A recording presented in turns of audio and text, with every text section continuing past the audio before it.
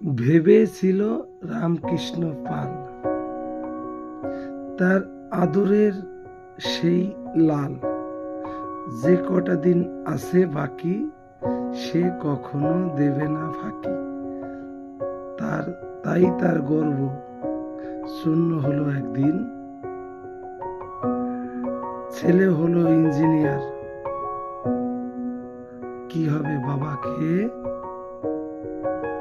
আর সেই গর্ব চুরমার হয়ে একদিন ছেলেকে অতি কষ্ট করে ইঞ্জিনিয়ারিং পাঠ পড়ার পর বিবাহ দেওয়ার পরে চিরতরে বাড়ি ছেড়ে যায় স্ত্রীর সঙ্গে।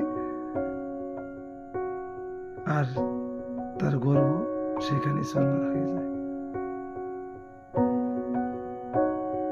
কাঁদো, চোখের জল ফেলো, যে চোখের জলের গুরুত্ব দেয় তার জন্য কাঁদো, নাহলে শুধু চোখের জল ফেলে লাভ নেই। ফেলো যার জন্য ফেলো, যে চোখের জলের দাম দেয় তার জন্য ফেলো।